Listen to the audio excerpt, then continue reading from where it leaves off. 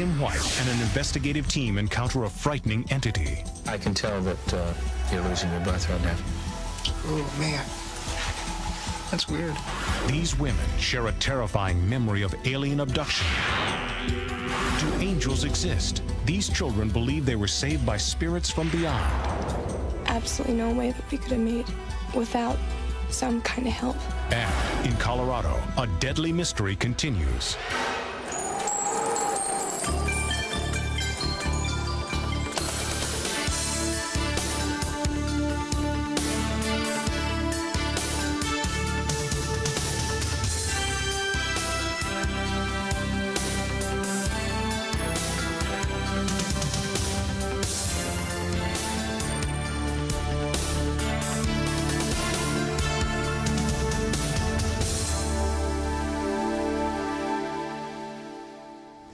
Welcome to Sightings. I'm Tim White. Recently, we brought you the story of a Midwestern family that's been plagued by bizarre haunting activity. Well, from our initial investigation, the videotape that our Sightings crew brought back was unlike anything we'd ever seen before. We brought in renowned ghost investigator Al Rober to join our team, and along with the crew, Al and I went to meet the family. Hi, how are you? The family wishes to remain anonymous. We're using pseudonyms here and concealing the father's identity. How are the scratches that you had that we saw before, are they healing? Well, this is said here scarred. The ones on my stomach are healing up pretty good. Just 2 weeks before, these bleeding welts materialized on camera during our first Sightings investigation. The tape of that event was analyzed by Carrie Gaynor, world-renowned parapsychologist who was lead investigator on both the entity and poltergeist cases. He asked to view the images of this bizarre event side by side. On the right, a frame of video with a long bleeding welt. On the left, an image taken 8 minutes earlier when our camera first began to roll. There's no welt visible. The exciting thing for me as a researcher is that the camera didn't pull away. It was there the whole time, and that severely reduces the possibility of any kind of hoax. Most of the cases we come across are playful, mischievous, bizarre, weird, and a lot of them have just normal, natural explanations. This case that involves scratch marks, this seems a little more frightening and something that we should be a little more cautious about in terms of studying the phenomena. The phenomena in this house, according to the family who lives here, are caused by Sally, the spirit of a 7-year-old child. They believe it's Sally who causes paranormal activity, like lights flickering on and off mysteriously, as seen in this home video. Thank you, Sally. Yeah, on the left side. Family photos have turned up with unusual blurring and discoloration, confounding our photo experts. During our initial investigation, paranormal researcher Howard Heim felt and recorded strange sensations of cold and electromagnetism. Actually feel like a small circumference about 4 inches in diameter coming straight down. Sightings camera operator Phil Lapkin was startled when an intense charge of static electricity began swirling around him. Our audio equipment was able to record a snapping sound along the floor and around his legs. On our return to the house, we asked ghost investigator Al Rober to gather additional hard data at the site. His equipment can monitor electromagnetic energy and minute temperature fluctuations. He photographed and examined items that were supposedly touched and, in some cases, burned by the entity. There's a chemical that's built on this. Tim? Yeah. I would assume from that, Greg, that you are feeling, well, something. Air conditioner's off. I feel it blowing right through here. Do you? Well, a little bit. I'm going to move over here and see if I can feel the same thing, though.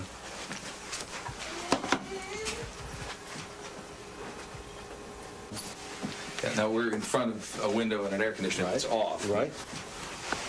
All right, I definitely can feel a sense of some air moving there. Yeah. Let's sit back down and talk. As we continued videotaping, I was not the only member of the Sightings crew who seemed to feel a strange sensation of cold air circulating in small, isolated patches. It happened again and again. Oh, man. That's weird. It's right, yeah, right here. Ooh, And boy. the hair on your arms is standing up. Right here. I can see the hair over in this area here. Ooh, Just right here. Down behind you, too. In and of itself, the sensation of cold and static electricity was intriguing, but not proof of the existence of Sally. However, the sensations, some were feeling more strongly than others, were usually followed by physical harm to Jeff. More. Oh, well, now that's very interesting. It'd be okay if I sit down for a second. Why don't you sit down? I can tell that you're losing your breath right now. Sally, what did I tell you? Sally, we see you. We know you're here. Whoever or whatever was responsible for these painful scratches struck repeatedly throughout the day. At one point, new welts began to form on Jeff's stomach. Then, I was shocked to see mysterious welts forming on his forehead. This whole spirit thing scares me, and it just, some of the things she's done, she's lit fires, and I think, well, if she wants to hurt me, why couldn't she just light me on fire, or whatever she does to some of the other things around here? But yeah, this is as far as she goes. Al, are you saying that virtually everything that you've seen here today could be explained through psychokinesis or some sort of projection? Yeah, that's exactly what I'm saying. Understanding his feelings here and his intense fear. He's very frightened and uncomfortable being thrust into this environment. That's not to say that there isn't a little girl ghost walking around, because in cases when you do have a poltergeist, they seem to draw off the same energies. What would your advice be to the couple living here? One of the things I would tell them would be to try to document some more of this. Another thing that I would do, I would certainly recommend them to get rid of the toys in the corner and get rid of any encouragement that is now going on for this little girl ghost. Whether the source of this bizarre activity lies within Jeff or in an outside entity who craves attention, the result is still unexplainable. What type of energy could create the frightening, diverse phenomena occurring here? Being on site, observing the ghostly activity as it happens, has been a disturbing experience. It's clear that this case merits continued investigation. And whatever comes of it, we will try and pursue it as openly and honestly as we can here on Sightings, and we will share it with you. We'll be back with more Sightings in a moment. Next, two women share a terrifying memory of abduction by extraterrestrials. First memory I had was screaming because I had alien eyes right in front of my face. You meet a stranger, and something about them is familiar. You know each other from somewhere, you just can't figure out where. When that happened to two women in Virginia, they racked their brains for more than a year and finally came up with an unsettling answer. They believe that, as children, they shared an alien abduction experience. At first, they were fragments of memory. As a child, Claire Holcomb had pastoral visions. Sometimes they were strange, sometimes they were disturbing, and later on they became terrifying. She never knew what it meant until she was an adult. In 1987, Claire was looking for a career change. She responded to an ad for full-time help on a horse farm. Her interview with ranch owner Diana Graves was a turning point. It was sort of, I know this person. And she was very comfortable around the horses. And it was sort of an instant recognition. And I hired her that day. I felt when I first met Diana that I must have met her somewhere before or seen her somewhere before. I felt that I knew her quite well, but I couldn't explain that. Claire worked at the ranch for 4 years before she and Diana figured out their connection. It started on a dark country road. On my way home, fairly early in the evening, it was a warm night for December, I saw lights in the sky I thought were low-flying aircraft. But I wasn't hearing any sounds, engine noises, and was concerned that perhaps the engines had shut down. I pulled over to the side of the road and was blinded by these lights. But I was frozen to the spot. I didn't know what was happening. Right after her sighting, Claire raced home feeling sick, scared, and disoriented. I think both of us thought she was going crazy. Too much stress that, you know, maybe she'd had a blackout. We couldn't explain the missing time. We didn't know what it was at the time. The first thing that I noticed from that first experience was that my contact lenses appeared to be missing from my eyes. And I certainly had them in when I was driving. Diana encouraged Claire to try and put the bizarre events behind her. But days later, Claire had another bizarre encounter. She was reporting to me that she seemed to have seen some strange things. She had memories of this weird hand that she drew. And for some reason, I knew we needed help. I knew I could no longer handle it.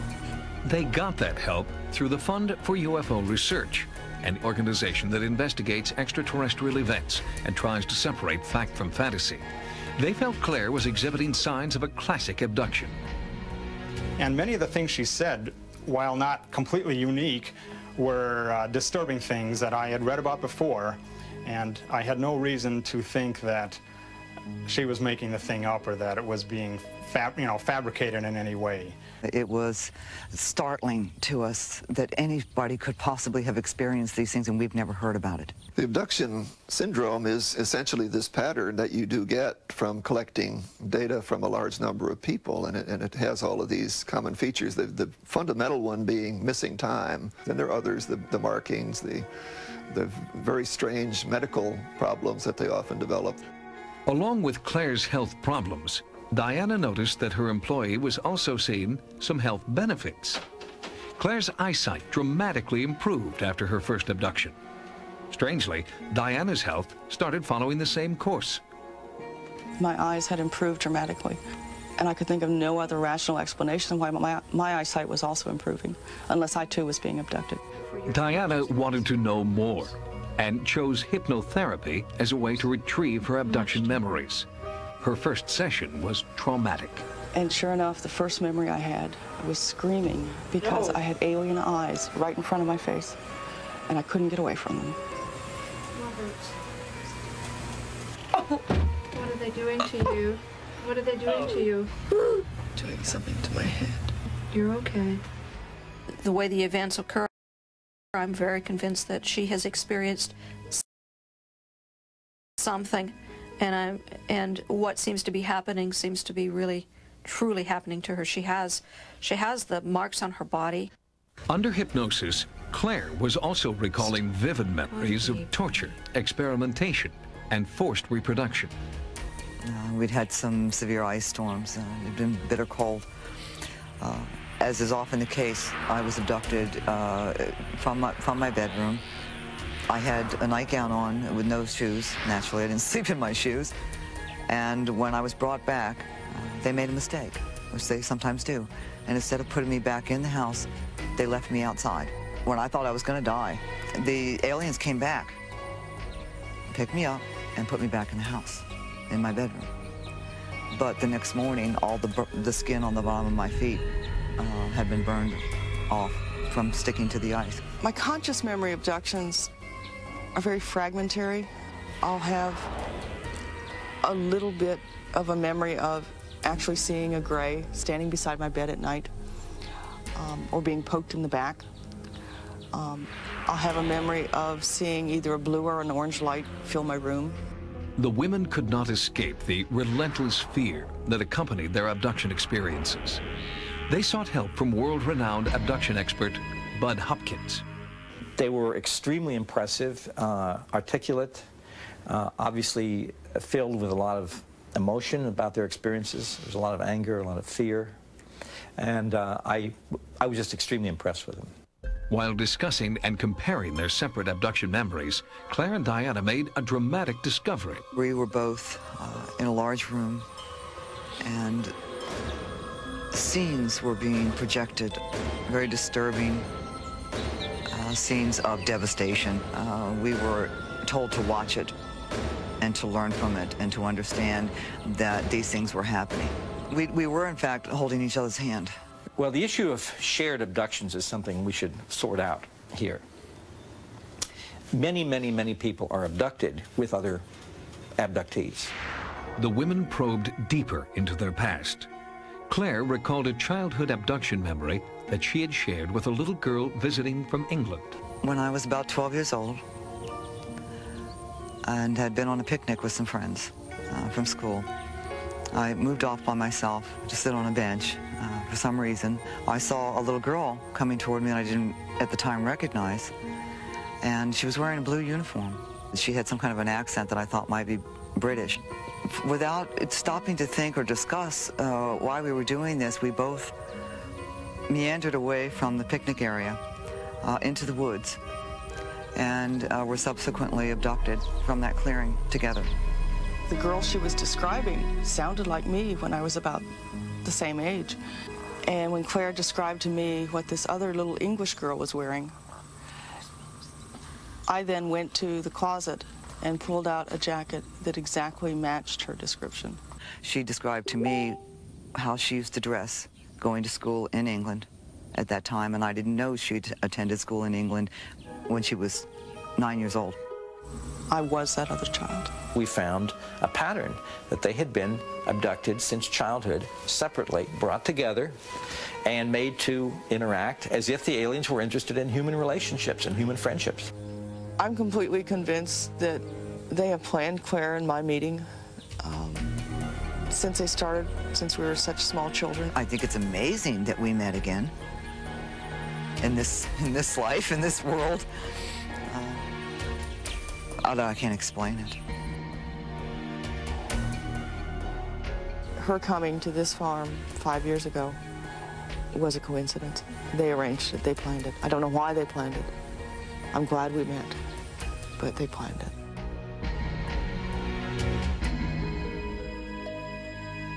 The issue of alien abduction has come under fire lately from mental health professionals who believe abductees are being manipulated through directed therapy and hypnosis. But the number of people who claim an abduction experience is growing, and they're not all going to the same therapists. National statistics indicate that as many as 2 million Americans may have had experiences consistent with an alien abduction. Coming up next, documenting a rare encounter with UFOs. And later, angels rescue children from the clutches of a madman.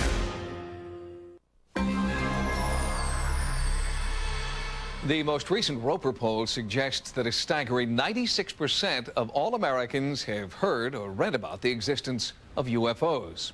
And as our awareness grows, so do reported sightings. Many viewers have written to ask what they should do in the event of a UFO sighting. For the answer, we went right to the experts. The number of UFO sightings has grown dramatically in the past 50 years, and so has the number of people actively searching the skies. Every night, thousands of people turn their attention to the heavens, hoping for a glimpse of what might be a UFO. Unfortunately, most of these sightings are just wishful thinking. We can explain and have explained, not explaining away, but explain a good 70, 75%, maybe even 80%. Bill Pitts heads a consortium of former military personnel who evaluate UFO sightings. The group, the new Project Blue Book, takes its name from the famed government UFO study, but there the similarity ends. The purpose of Project Blue Book is to reevaluate the classic cases, which we've been doing, and also to even look at new cases as they come along that really come to our attention and we get excited over, and we have had several of those. Would you know what to do if you saw a UFO? The new Project Blue Book offers these guidelines for documenting your sighting. Watch closely the object you're observing and try to remember as much as you can about that object. Check to see if there are any noises that seem to be emanating from the particular object. Write it down as soon as you can, and remembering what it looked like to you initially, any changes made during the observation. See also if it seems to be going along at a straight trajectory, if it's zigzagging or any type of a motion up or down, sideways or otherwise. Try to pinpoint the time as closely as possible while you're observing the object or light source. If you have a camera or camcorder available, take as many shots as possible and footage as possible of the object. Being careful with a camcorder or camera, if it's a motion picture camera especially, don't pan the object so fast that you're losing the object. You should notify your local police department or your sheriff's department, and if they don't have any record of somebody else making a sighting report to them, then check with your FAA control tower operators for someone else to turn it into, or send it to us at Project Blue Book. Why is the new Project Blue Book so interested in evaluating new sightings? I think it would be a wonderful thing to find something extraterrestrial visiting our shores and meeting with us. I don't know it'll ever happen in our lifetime, if ever, for that matter. Maybe we have to go there to meet them on their grounds. And here's one more tip from the new Project Blue Book. If you sight what you believe to be a UFO and you have a video camera at the ready, remember that most camcorders have a built-in microphone. So while you're videotaping, record a running description of events as you see them. After the event, interview any other witnesses and, if possible, get their full names and addresses. When Sightings continues, schoolmates are rescued from the brink of death by otherworldly forces. She had been sent to help me. She was my guardian angel. Then, a bizarre mystery continues, and later, new evidence that mythological creatures are real. It was a parent's worst nightmare. In 1987, a madman in Cokeville, Wyoming, took children hostage, then detonated a bomb in an elementary school classroom. Miraculously, none of the children died. Since then, books and movies have recounted the amazing story of the Cokeville bomb and speculated about why the children were spared. But now, for the first time, the children themselves speak out about how they believe they were saved. Their stories have a common thread: the presence of angels. Cokeville, Wyoming, population 493. They say it's like no place on earth, and that was never more true than on the day local children believe angels came to school. It started here around 11 a.m. when David and Doris Young, armed with guns and a bomb, took the entire school hostage.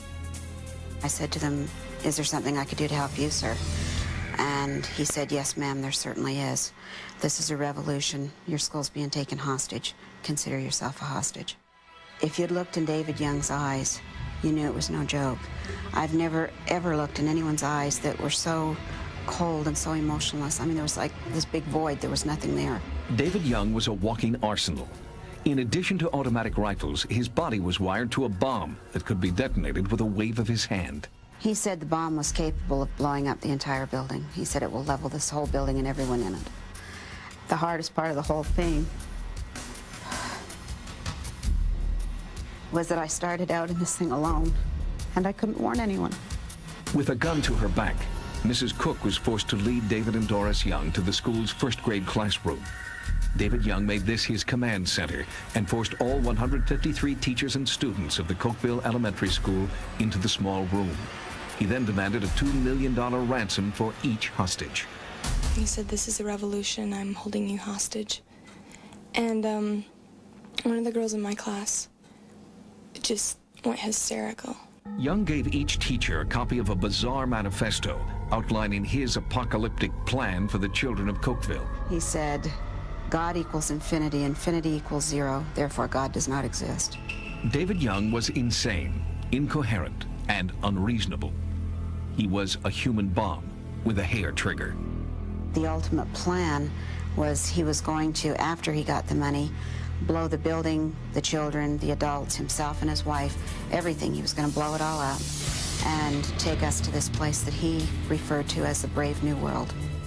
While the local police, sheriffs, and the FBI were outside, inside the sense of panic was escalating. We had children sick to their stomach, crying, you know, and asking their teachers, "Why can't we go home? I want to go home." Young grew more agitated. He taped off an area in the middle of the room where only he and Doris could sit. If anyone else stepped inside his square, he said he would detonate the bomb. Strangely, with the Youngs inside the square, the children felt safer. It was just like this total peace and this comforting feeling just touched everybody. It was just a feeling just to be relaxed and not to worry that you'll make it through it. I guess you could explain it as peace. Always, you know, that nothing could happen to us. The peace was fleeting. Without warning, the bomb went off. The room was almost instantaneous black. And we had teachers over there that were grabbing kids, trying to get them out through the classroom windows. This lady grabbed my hand and she pushed me out the window. And I don't know if I would have made it out because I was too afraid to move.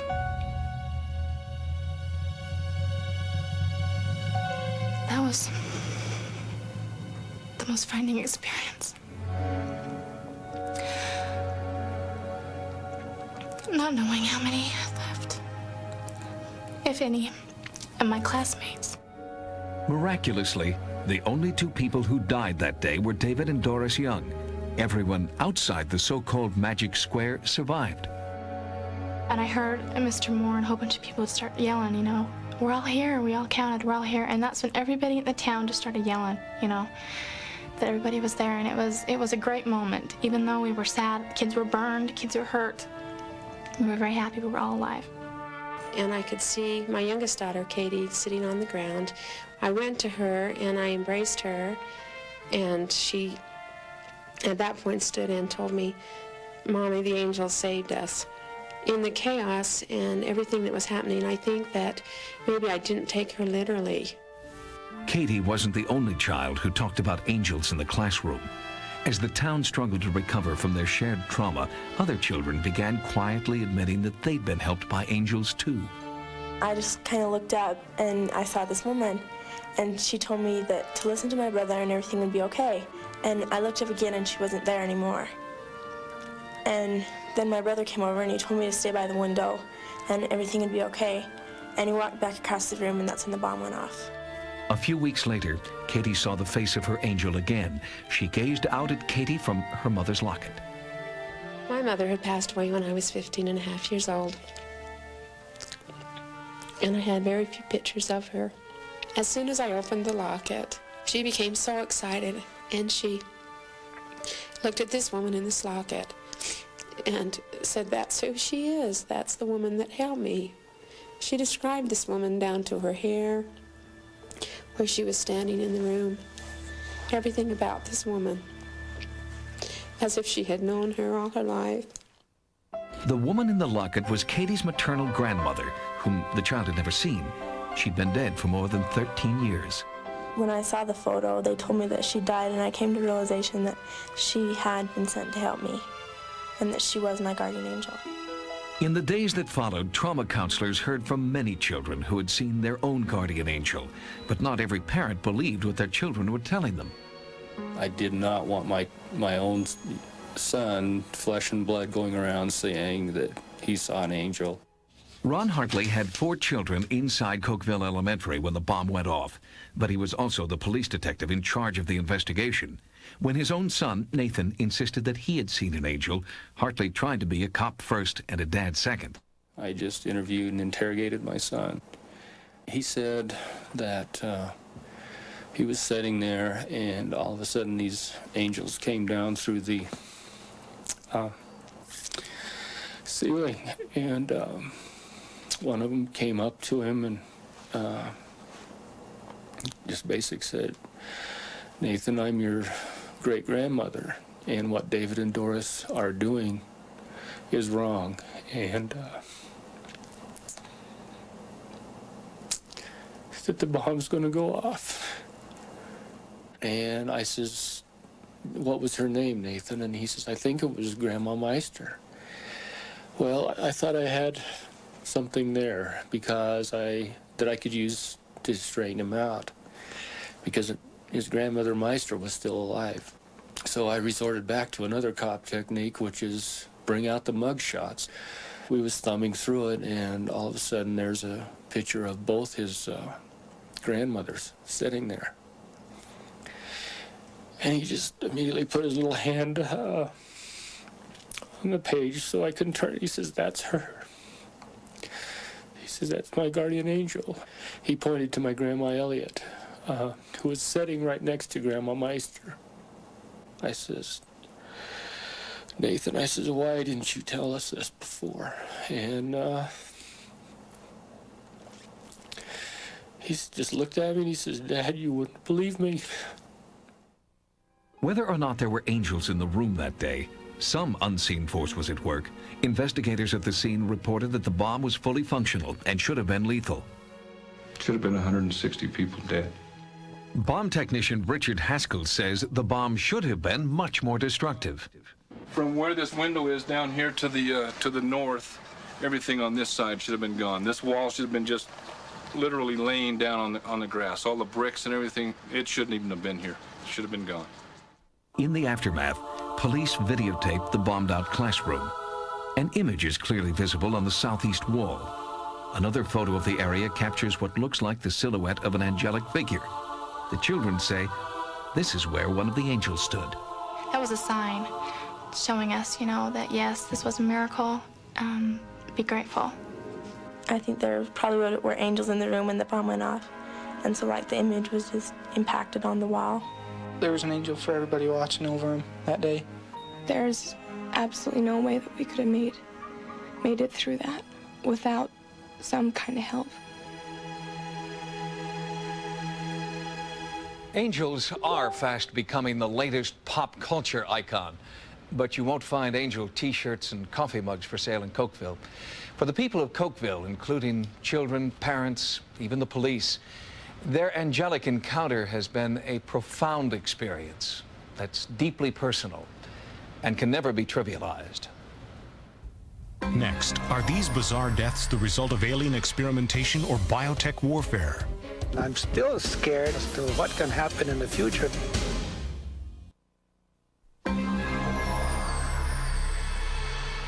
World's first documented case of livestock mutilation occurred more than 25 years ago, and the bizarre mutilations continue to this day. Theories about what could be causing these mutilations range from alien experimentation to covert military testing. Law enforcement agencies have investigated, but many ranch owners feel they still don't know who or what is killing their livestock. I lost 49 head of cattle to the mutilations. I lost them in less than 3 weeks. At the time of the mutilations and later on, we saw many lights up in the sky. We could not interpret where they were coming from. The eye was gone. The rectal area had a perfect round cut. The sex organs had been removed. The tongue was gone. No blood, no flies, nothing was around it. I believe this to be the greatest single unsolved serial crime spree of the 20th century. They come at night, mysterious craft piloted by an unseen crew. The morning light reveals yet another mutilated steer. It's happened hundreds of times over 3 decades. State investigators have come and gone. Natural predators, they insist. But cattle ranchers are not satisfied. They've seen things no known predator could do.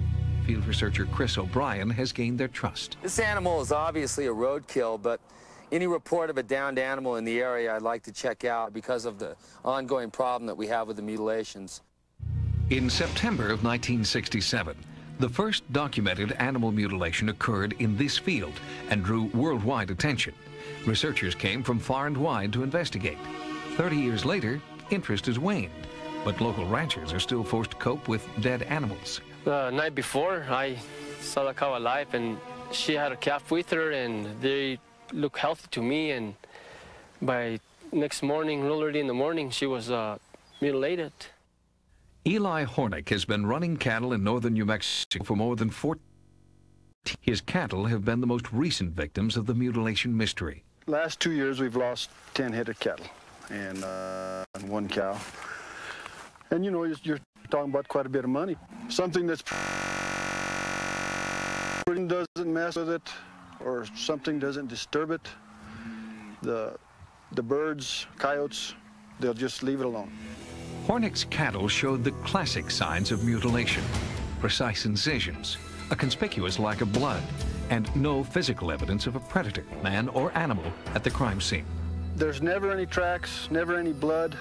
It's a real clean deal. Normally, when you arrive at an animal mutilation site, you'll find basically that there's no evidence whatsoever.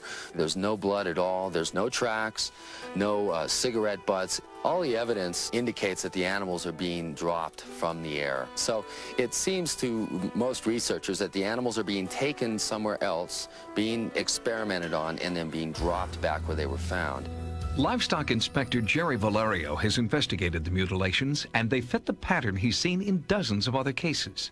The incisions are done real precise. Every incision that we've dealt with has been almost identical to every animal that has been mutilated.